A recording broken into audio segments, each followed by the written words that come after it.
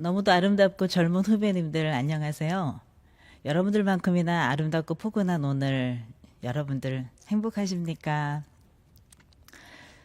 제 느낌에 그렇지 않은 분들의 표정도 아주 간간히 보이네요.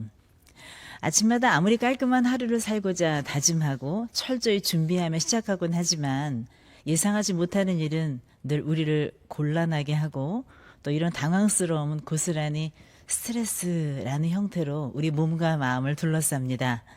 스트레스가 우리에게 결코 유익하지 않다는 것을 알면서도 우리는 그것을 늘 메고 다니는 백팩처럼 장착하고 다니고 있는지도 모르겠습니다. 그런데 우리가 좀 경계할 필요는 있는 것 같습니다. 아래 자료는 한때 테드 강연을 했던 스탠포드 교수 켈리 맥고니걸의 영상을 참고한 내용입니다. 미국 위스콘신 대학의 한 연구에 의하면 스트레스를 받은 사람들의 사망률이 그렇지 않은 사람에 비해서 무려 43%나 높다는 결과가 나왔습니다. 슬픈 소식이죠. 그런데 너무 놀라지 마십시오. 스트레스를 받는 모든 사람들의 사망 치사율이 높아지는 것은 아니라고 합니다. 같은 스트레스를 받아도 그에 대한 반응과 마음가짐은 모두 다르기 때문에 그거에 따라서 상황도 달라질 수 있다는 것이죠. 뷔페바에 음식을 가지러 갔습니다. 내 앞에 특정 음식이 똑 떨어졌네요. 에이, 조금 빨리 올걸. 저 사람이 새치기해서 그래. 하며 속상해하는 사람이 있는가 하면 이제 곧 따뜻한 새 음식이 리필되겠구나. 내가 1등으로 먹어야지 하면서 담담히 받아들이는 분도 계시죠. 스트레스 자체가 그 사람을 안 건강하게 만드는 것이 아니고요. 스트레스 때문에 내가 안 건강해지겠구나 라는 염려가 오히려 건강을 위협하는 주범이라는 연구가 이전에 나온 바 있습니다. 이것은 스트레스 빌립이라고 해서 스트레스가 나의 건강에 부정적 영향을 준다는 신념 정도로 번역할까요? 다른 유병률과 비교한 내용이 있습니다. 미국 질병통제예방센터, 보통 CDC라고 부르는데요. 여기에서 한 10년쯤 됐습니다만 그 통계를 보면 단연 1위는 심장질환, 그리고 2위는 암을 비롯해서 우리가 아는 질병들이 쭉 리스트업되어 있는데요. 그 중에 15번째 순위를 차지한 것이 바로 뉴마티티스라고 해서 폐질환을 차지하고 있습니다.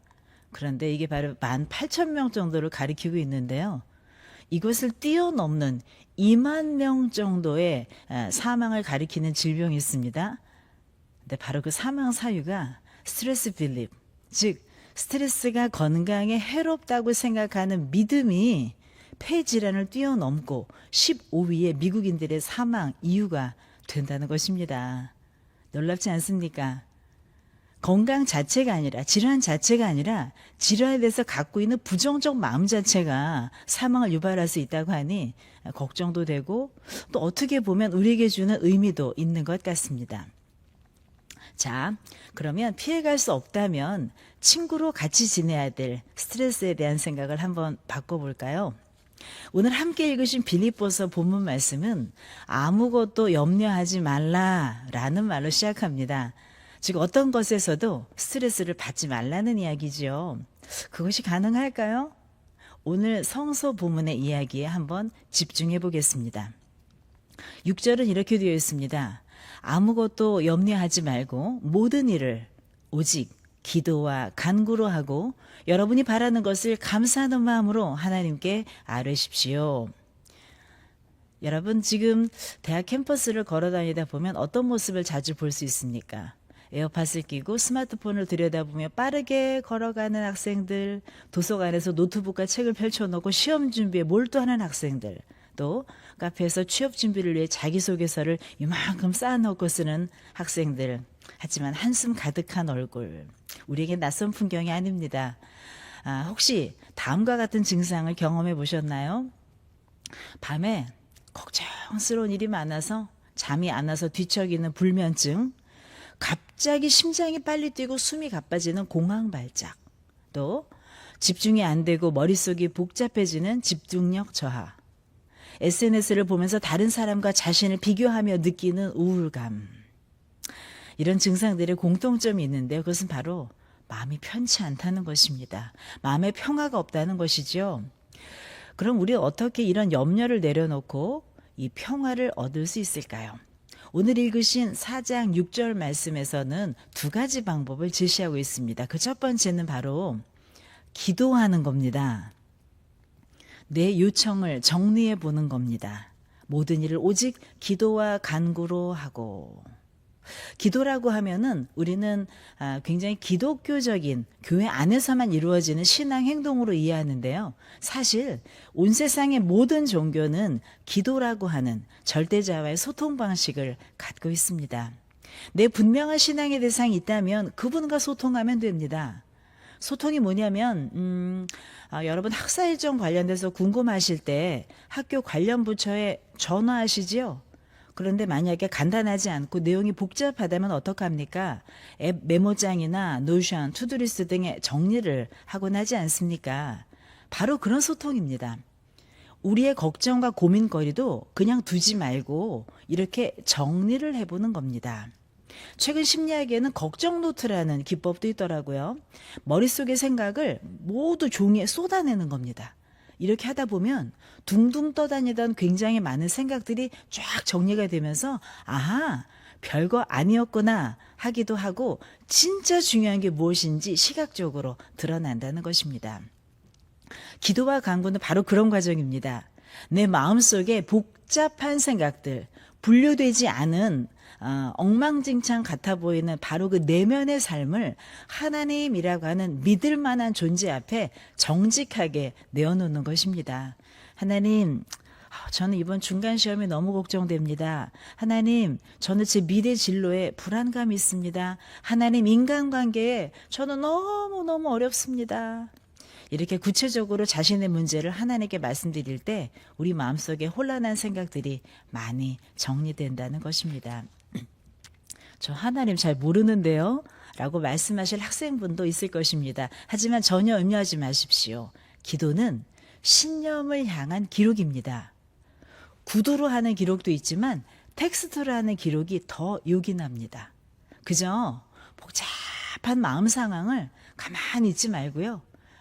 머리에만 띄워두지 말고 종이 노트든 포스트잇이든 스마트폰 앱이든 아무튼 내가 기록을 해보세요. 근데 기록은요, 그냥 하는 게 아니고요. 중요한 조건이 하나 있습니다. 기도는 모든 기도를 할 때 감사로 마치십시오. 기록은 감사로 마침표를 꼭 찍으시기 바랍니다. 여러분이 바라는 것을 감사하는 마음으로 하나님께 아뢰십시오. 감사한다는 게 무엇일까요? 감사는 과거의 경험에서 나오는 것입니다. 하나님이 내 삶을 어떻게 함께 하셨는지, 아니면 하나님과 아직 안 친하신 분은 내 인생에서 참 좋았던 추억이 무엇인지 그걸 자꾸 꺼내서 그 좋은 감정을 지금 현재화하는 것입니다. 어떤 어려움 속에서도 내가 이 시간까지 무사히 왔는지 그걸 추억해 보는 것이지요. 최근 한 연구에 의하면 매일 감사일기를 쓰는 분들은 스트레스 호르몬인 코티솔이 23% 낮아진다고 합니다. 감사는 단순한 감정이 아니라 우리 몸에 실제적인 변화를 주는 강력한 도구이기 때문입니다. 여러분 시험 기간이나 취업 준비로 힘든 상황에도 감사할 것을 한번 찾아보세요. 비록 지금은 힘들지만 이 과정을 통해서 성장할 수 있어 감사합니다. 좋은 친구들과 함께 공부할 수 있어 감사합니다. 건강하게 이 시간을 보낼 수 있어 감사합니다. 이렇게 우리의 요청을 감사를 꼭 담아서 감사를 포장지로 해서 아름다운 선물처럼 하나님께 올려드릴 때, 아니면 내가 그냥 간직해도 괜찮습니다. 그러면 우리의 시선은 문제를 떠나서 가능한 단계로 한 단계 옮겨가게 됩니다. 기도와 감사의 마침표, 이 둘을 충실히 하셨다면 이미 큰 수확에 더욱 가까이 왔습니다. 바로 그 수확이 뭐냐면, 이것을 해낸 분들에게 주시는 아주 좋은 리워드가 뭐냐면 그것이 바로 평화입니다. 7절은 이렇게 되어 있습니다. 그리하면 사람의 헤아림을 뛰어넘는 하나님의 평화가 여러분의 마음과 생각을 그리스도 예수 안에서 지켜줄 것입니다. 여기서 사람의 헤아림을 뛰어넘는 이라는 표현을 우리 한번 주목해 볼까요? 하나님이 주시는 평화는 기원 자체가 다르기 때문에 우리가 머리로 이해하고 우리 가슴으로 느끼려고 하는 이 용적을 넘어서서 완전히 다른 범위의 초월적인 세상에서의 바로 그 마음이라는 것입니다. 여러분 이런 경험 있나요? 객관적으로 볼 때는 상황은 전혀 개진된 것이 없습니다. 하지만 이상하게 마음은 편안해요. 시험 성적은 여전히 좋지 않고 취업 준비도 여전히 힘들고 인간관계 여전히 복잡한데 그럼에도 불구하고 마음속에서 깊이 올라오는 좋은 마음, 뭔가 마음이 뿌듯하고 편안한 마음. 그것을 어떻게 설명할 수 있을까요? 그것은 바로 평안함, 바로 하나님이 주시는 평화라고 할 수가 있습니다. 그런데 이 평화는 단순한 감정적 안정감이 아닙니다. 오늘 아주 중요한 키워드인데요. 바로 이 평화는 우리의 마음과 생각을 지켜준다는 것이 오늘 메시지의 핵심입니다. 여기서 마음과 생각이라는 두 단어를 한번 깊이 살펴보겠습니다. 첫 번째 마음입니다. 마음은 그리스어로 카르디아라고 합니다. 이건 바로 심장이라고 하는 단어고요. 여기에서 우리 의학 용어인데 심장학 그러면 cardiology 하면은 심장을 연구하는 학문. 지금도 병원 복도에 가면은 쓰여 있는 영어가 바로 cardiology인데요. 바로 그리스어 카르디아 심장에서 나온 말입니다. 고대 사람들은 감정이 우리 심장에서 나온다고 생각했어요. 그래서 우리 감정적인 영역을 가리키는데 마음을 지키신다는 얘기는 뭐냐면 우리의 감정을 차분하게 지켜주신다는 얘기가 되겠습니다. 우리 옛날 얘기를 좀 한번 해볼게요. 아주 고대 문명을 자랑했던 유명한 민족이 바로 이집트 민족입니다. 지금은 너무 초라한 모습으로 되어 있지만 이전에는 고대 근동에 큰 세계사 구도를 장악하고 모든 문화를 선도했던 곳이 바로 이집트였어요. 이집트에서 발달했던 문화 중에 장례 문화가 있었습니다. 미이라는 잘 들어보셨죠? 그래서 시신이 부패하지 않도록 했던 유명한 바로 그 과학적인 방법들이 이집트 문명에서 비롯이 되었고 그것이 발굴되는 쾌거를 이루기도 했죠. 장례 문화가 독특했는데요. 모든 장례하는 분마다 사자의 서라고 해서 죽은 사람이 가야 되는 길과 고백하는 고백문들이 남아 있습니다. 이집트인들의 죽음의 관념에 의하면 어떻게 하냐면요. 죽음을 딱 경험하고 나서는 오시리스의 법정에 당도합니다. 이게 아주 중요한 곳입니다. 오시리스가 바로 이 법정에서 생전 고인의 죄를 판결하고 그에 따라 천국행과 지옥행을 결정하기 때문입니다. 그런데요, 자, 이제 고인은 망자라고 보통 합니다. 망자, 오시리스의 법정에서요, 재판관이 42명 있고, 그리고 사자의 서라고 하는 문서에 쓰여져 있는 고백문 42개를 그 앞에서 고백을 해야만 했습니다. 그런데 그것이 다가 아니고요. 고백을 마치고 나면 아주 중요한 판단의 과정이 있는데요.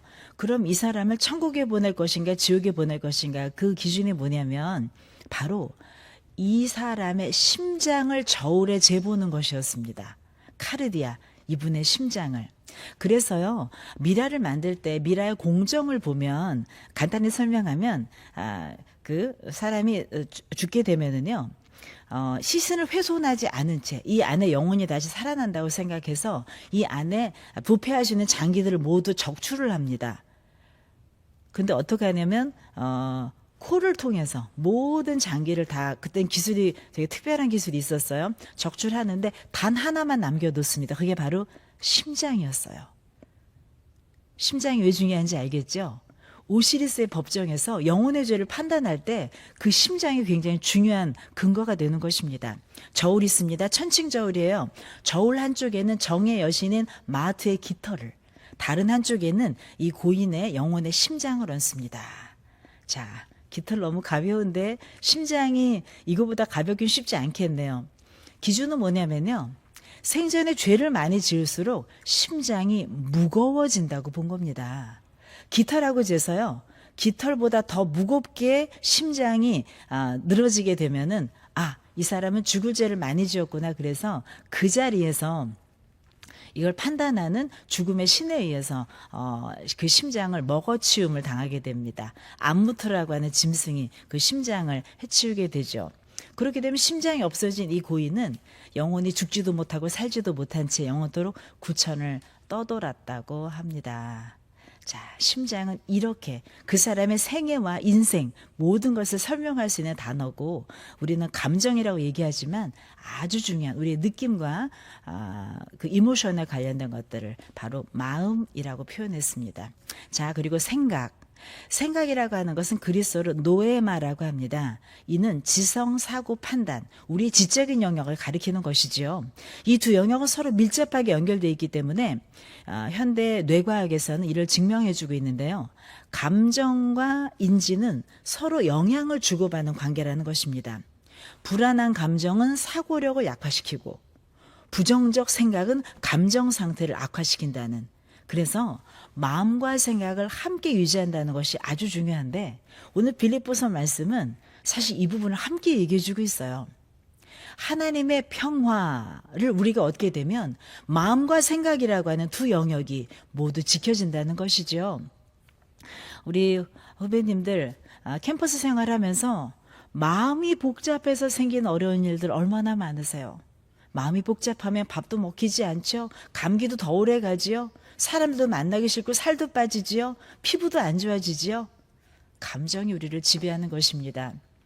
자, 그런데 그 감정이 내가 기도와 간구로 감사함으로 아뢰기만 하면 나의 마음을 지켜주신다고 합니다. 이것만 지켜줘도 얼마나 좋겠어요. 평안합니다. 누가 하나를 복잡하게 해도 내가 흔들릴 필요가 없습니다. 그뿐만 아니라 생각도 지켜주신대요. 수많은 시험, 오늘도 읽어야 될 수많은 자료들 많은데 그 평화만 내게 확보되면 생각까지도 지켜준다는 겁니다. 내가 몇 페이지 외우지 못했던 것, 아니면 내가 A4 한 장 쓰기도 너무너무 힘들었던 것이 바로 마음과 생각이 함께 지켜지면 내 지적인 효율도 높아진다고 하는 것이니 얼마나 이게 중요한 일입니까? 그렇기 때문에 우리에게는 마음과 생각, 이 두 영역을 모두 지켜주는 하나님의 평화, 이것이 아주 중요한 것이지요. 한 대학원생의 이야기를 들은 적이 있습니다. 논문 마감이 임박했는데 자료가 충분히 모이지 않은 거예요. 아마 논문 쓰고 저널 준비한 학생들은 너무나 이 마음을 알 것입니다. 스트레스가 너무너무 가중된 채 있었는데요. 밤낮으로 연구실에 있지만 진전이 없는 것입니다. 그러던 어느 날 이 말씀이 생각난 거예요. 스쳐들었지만 내가 한번 성경이니 하나님 말씀에 내가 한번 도전을 해보리라. 그러고 아무것도 염려하지 말라고 하셨죠. 기도와 간구로 얘기하라고 하셨죠. 그래서 기도, 간구, 그리고 감사까지 마무리합니다. 사실 내가 대학원 올 실력이 안 됐는데 하나님, 내가 대학원 붙여주셔서 감사합니다. 그래서 제가 논문까지 쓰게 됐는데 논문 잘 지켜주실 줄 믿습니다. 1장은 잘 썼는데 2장과 3장이 연결되지 않습니다. 어떻게 하면 좋을까요? 정말 이렇게 세세하게 감사함을 담아서 이 작업을 했을 때 기도 끝나자마자 그 머릿속에 새로운 연구 접근 방법이 떠올랐다는 거예요. 이전에는 한 골목에서 정말 탈출구가 없는 이곳에서 너무너무 헤맸는데 완전 엑싯해서 이전과는 다른 각도에서 문제를 바라보게 되었다는 것이죠. 결국 그분은 기존의 자료를 가지고도 훌륭한 논문을 완성할 수 있었다고 합니다. 이것이야말로 바로 마음과 생각을 지키시는 하나님의 평화가 가져온 결과라는 생각이 듭니다. 말은 참 쉽습니다. 평화를 가지면 마음과 생각을 지켜주신다. 자, 그런데 평화를 누리기 어려운 한계를 한번 생각해 봐요. 염려하지 말라고 했는데 염려라고 하는 것은 원래 그리스 원어로는 마음이 두 개로 나뉘어진다는 뜻을 갖고 있습니다. 마음이 하나여도 집중해서 이 일을 해결하기 쉽지 않은데 두 개는 나뉘어 있으니 얼마나 효율이 떨어지겠습니까? 마음이 분열되면 우리는 한계 상황에 놓이게 됩니다. 하지만 모든 한계가 우리를 불행하게 만드는 것은 아닙니다. 여러분 어렸을 때 아마 보셨을 영화 같은데요. 2008년 개봉됐던 마블 시리즈 최초 영화 아이언맨을 기억하십니까? 천재과학자 토니 스타크가 테러리스트에게 납치되는 사건이 일어납니다. 그리고 자신이 개발한 제리코 미사일이라고 하는 그것을 똑같이 만들어내도록 동굴에 감금되고요. 삼엄한 경계 가운데 시일도 촉박하게 요청받지요. 더군다나 토니 스타크는 테러 가운데 그 모든 파편이 몸에 다 박혀 있는 바람에 심장으로 그 파편이 오지 않도록 하는 아크 원자로를 찬 채 자기 생명을 담보로 한 채 이 어려운 연구를 해야 되는 상황에 처한 것입니다. 호인센 박사라는 분과 동행해서 바로 이 어려운 작업을 하기 시작하는데요. 자, 동굴에 갇혀 있습니다. 시간도 사람도 자원도 미사일 쪼가리밖에 없는 바로 이 상황에서 스타크는 어떻게 하냐면요. 미사일을 만드는 척 하면서 사실은 탈출용 전투 슈트, 아이언맨 슈트의 원조가 되는 마크 1을 개발해냅니다. 물론 철저히 테레스트리에서 눈을 숨기면서 설계도를 분리해가지고 이 작업을 비밀리 진행하죠. 의심을 산 이 테레스트리 다시 공격해 오려고 했을 때는 이미 슈트가 완성이 되어서 탈출하게 이르는 바로 흥미진진한 이야기가 아이언맨 1 첫 번째 시리즈에 펼쳐집니다. 그 광경을 보면 제한된 공간, 제한된 시간, 제한된 자원, 어디에도 요청할 수 없는 심지어 생명까지도 제한된 그 상황에서 토니 스타크는 한계 가운데서도 최선의 집중을 다해서 자기 할 일을 이뤄낸다는 것입니다. 한계가 우리를 더 망하게 할 것 같지만요. 오히려 더 큰 집중과 창의력을 개발하게 만드는 바로 그 본산이 한계 상황이라고 생각합니다. 여러분을 힘들게 하는 그 한계 상황이 어쩌면 새로운 가능성의 문을 여는 계기가 될 수도 있습니다. 중요한 것은 그 상황에 압도되지 않고 하나님이 주시는 평화를 경험하는 것입니다. 사랑하는 여러분, 오늘 우리는 빌립보서 4장 6, 7절에 있는 마음과 생각 이야기를 나누었습니다. 오늘 우리가 살아가는 시대 가장 부족한 것은 바로 평화가 아닐까 싶습니다. 실제 우리가 살고 있는 세계는 지금도 이스라엘 하마스 전쟁, 러시아 우크라이나 전쟁이 아직도 현재 진행 중입니다. 세계 평화를 논하기 전에 우리 자신의 평화는 어떻습니까? 테슬라의 CEO 일론 머스크는 일전에 이런 인터뷰를 했는데요. 회사를 운영하는 극심한 스트레스로 거의 정신적 붕괴를 경험했다고 하면서 일주일 내내 밤을 새우고 수면제가 없으면 잠을 이루지 못했다는 고백을 하기도 합니다. 보건복지부에서 정신건강 실태를 최근에 조사를 했는데 우리나라 전체 국민이 우울장애 평생 유병률이 7.7%, 불안장애가 9.3% 나타났다고 합니다. 이런 통계는 우리 국민 모두가 이런 우울감에서 해방될 수 없다는, 제외되지 않는다는 슬픈 현실을 보여주기도 하는 것이지요. 우리는 성서 본문을 통해서 평화를 얻는 방법을 오늘 정리해 봤습니다. 염려하지 마십시오. Don't worry. 그리고 기도와 간구로 내 요청을 잘 정리해 봅니다.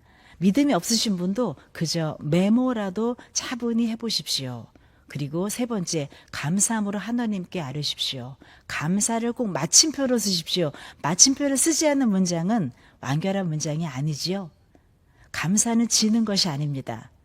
앞으로 다가올 행운을, 좋은 일을 내가 이미 끌어서 믿고 선제적 공격을 하는 것입니다. 그리고 이미 위너가 되는 것입니다. 바로 그런 일을 계속할 때 모든 인간의 헤어림을 뛰어넘는 하나님의 평화가 우리의 마음, 감정, 생각, 지성을 지켜주신다고 합니다. 여러분이 연태대학교 캠퍼스에서 학업과 취업, 인간관계 등으로 바쁘게 살아가시는 동안 이 하나님의 평화가 여러분 안에 충만하기를 바랍니다. 그리고 그 평화가 여러분을 통해 다른 사람들에게도 흘러가기를 소망합니다. 관련된 내용으로 본교 언론홍보 영상학부 김주환 교수님의 내면소통이라는 책이 있습니다. 꼭 읽어보시기를 권합니다. 여러분의 모든 길에 하나님의 평화가 가득하며 Don't worry, be happy하는 일상이 되시기를 바랍니다.